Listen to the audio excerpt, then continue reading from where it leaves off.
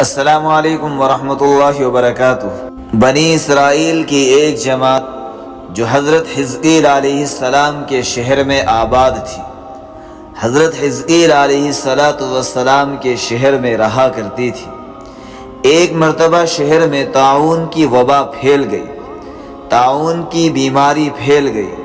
طاعون کی وبا پھیل جانے سے ان لوگوں پر موت کا ایسا خوف سوار ہوا کہ یہ لوگ موت کے ڈر سے، موت کے خوف سے سب کے سب شہر چھوڑ کر جنگل کی طرف بھاگنے لگے اور پھر وہیں رہنے لگے، اور یہ سمجھنے لگے کہ اب یہاں ہمیں موت نہیں آئے گی، ہم یہاں موت سے بچ جائیں گے۔ تو اللہ کو ان لوگوں کی یہ حرکت بہت زیادہ ناپسند آئی، چنانچہ اللہ نے ایک عذاب کے فرشتے کو اس جنگل میں بھیج دیا جس جنگل میں یہ لوگ آباد ہو گئے تھے، جہاں آ کر یہ رہنے لگے تھے۔ فرشتہ آیا، فرشتے نے ایک پہاڑ کی آڑ میں چھپ کر بلند آواز سے چیخ مار کر یہ کہا کہ موتو، یعنی تم سب کے سب مر جاؤ۔ اور وہ چیخ اس قدر بھیانک تھی، ایسی خوفناک تھی، ایسی ڈراؤنی تھی کہ اس بھیانک چیخ کو سن کر بغیر کسی بیماری کے اچانک یہ تمام لوگ وہیں مر گئے، اور ان لوگوں کی تعداد تقریباً 70,000 تھی۔ ان مردوں کی تعداد اس قدر زیادہ تھی کہ لوگ ان کے کفن دفن کا بھی کوئی انتظام نہیں کر سکے، اور ان مردوں کی لاشیں کھلے میدان میں بغیر کسی کپڑے کے اور بغیر کسی کفن کے 8 دن تک پڑی رہی اور وہیں سڑنے لگی، اور ان کی لاشوں میں حد سے زیادہ بدبو ہو چکی تھی۔ اس قدر بدبو تھی کہ پورے جنگل میں بدبو ہی بدبو ہو چکی تھی۔ ان مردوں کی تعداد اس قدر زیادہ تھی کہ لوگ ان کے کفن دفن کا بھی کوئی انتظام نہیں کر سکے، اور ان مردوں کی لاشیں کھلے میدان میں بغیر کسی کپڑے کے 8 دن تک پڑی رہی اور وہیں پڑی پڑی گلنے اور سڑنے لگی، اور ان کے اندر سے بے انتہا بدبو اٹھنے لگی۔ پورے جنگل کے اندر بدبو ہی بدبو ہو چکی تھی۔ کچھ لوگوں نے ان لاشوں پر رحم کھا کر چاروں طرف سے دیوار اٹھائی تاکہ یہ لاشیں درندوں سے محفوظ رہے۔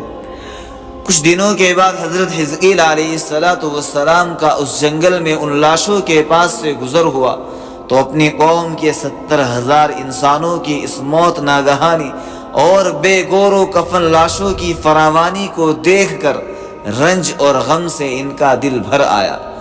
آپ دیدہ ہو گئے، آنکھوں سے آنسو جاری ہو گئے، اور اللہ کے دربار میں دکھ بھرے دل سے گڑ گڑا کر دعائیں مانگنے لگے، کہنے لگے یا اللہ، یہ میری قوم کے افراد تھے جو اپنی نادانی سے، بے وقوفی سے یہ غلطی کر بیٹھے کہ موت کے ڈر سے شہر چھوڑ کر جنگل میں آ گئے۔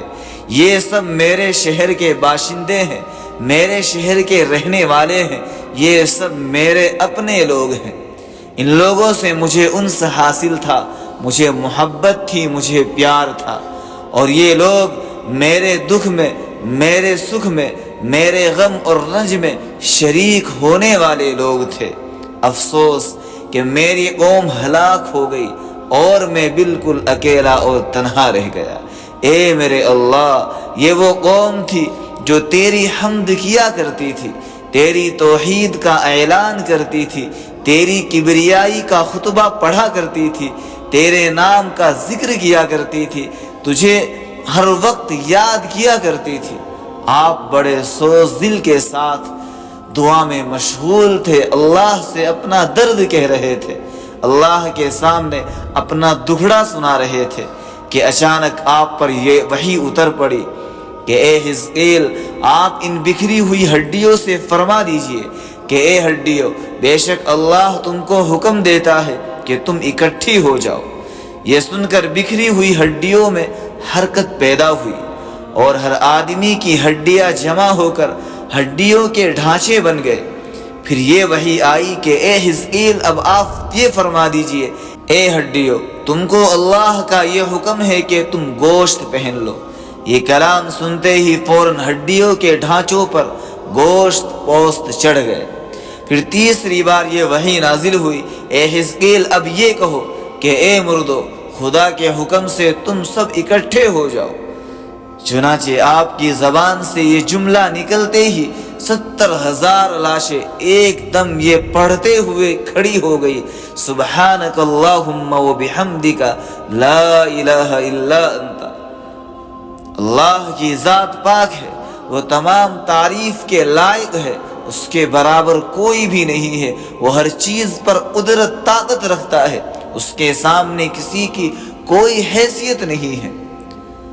پھر یہ تمام لوگ جنگل سے روانہ ہو کر اپنے شہر میں آ کر دوبارہ آباد ہو گئے اور اپنی عمروں کی مدت بھر زندہ رہے، لیکن ان لوگوں پر اس موت کا اتنا نشان باقی رہا کہ ان کے اور ان کی اولاد کے جسموں سے سڑی ہوئی لاش کی بدبو برابر آتی رہی، اور یہ لوگ جو بھی کپڑا پہنتے تھے وہ کفن کی صورت میں ہو جاتا تھا، اور قبر میں جس طرح کفن میلا ہوتا ہے ایسے ہی میلا پن ان کے کپڑوں پر ظاہر ہوتا تھا۔ چنانچہ یہ اثرات آج تک بھی ان یہودیوں میں پائے جاتے ہیں جو ان لوگوں کی نسل سے باقی رہ گئے ہیں۔